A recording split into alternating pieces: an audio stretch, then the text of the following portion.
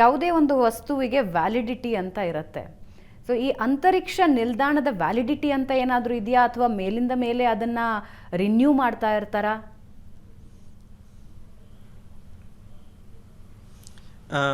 ಮೊದಲು ISSಗಿಂತ ಮುಂಚೆ ಮಿರ್ ಅಂತ ಒಂದು ಸ್ಟೇಷನ್ ಇತ್ತು. ಅದು ಭೂಮಿಯ ಸುತ್ತ ಹೋಗ್ತಾ ಇತ್ತು. ಸುಮಾರು 5-6 ವರ್ಷಗಳ ಕಾಲ ಅದು ಭೂಮಿಯ ಸುತ್ತ ಹೋಗ್ತಾ ಇತ್ತು.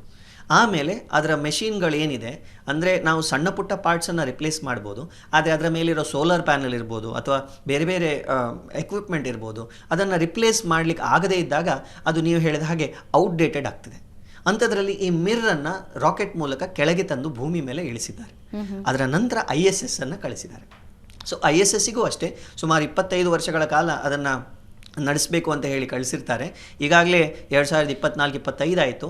ISSನ್ನು ಆದಷ್ಟು ಪ್ರಮಾಣದಲ್ಲಿ ಅದನ್ನು ಅಪ್ಗ್ರೇಡ್ ಮಾಡಿದ್ದಾರೆ. ನಾನು ಹೇಳಿದಾಗೆ ಶುರುವಿಗೆ ಒಂದು ಸಣ್ಣ ಪುಟ್ಟ ಒಂದು ನೌಕೆ ಹೋಗಿತ್ತು, ಅದರ ಮೇಲೆ ಒಂದಿಷ್ಟು ಸೇರಿಸಿ ಆ ಶುರುವಿನ ನೌಕೆ ಒಂದು 4 ಕಾರುಗಳು ಒಂದೇ ಲೈನಲ್ಲಿ ಇದ್ದ ಹಾಗಿತ್ತು.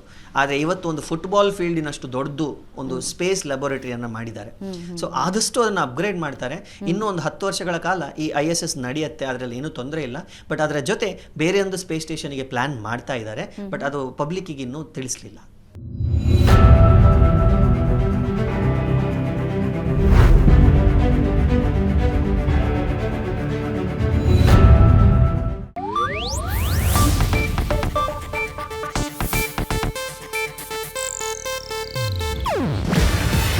ಇದು ಏಷ್ಯಾನೆಟ್ ನ್ಯೂಸ್ ನೆಟ್ವರ್ಕ್ ಪ್ರಸ್ತುತಿ.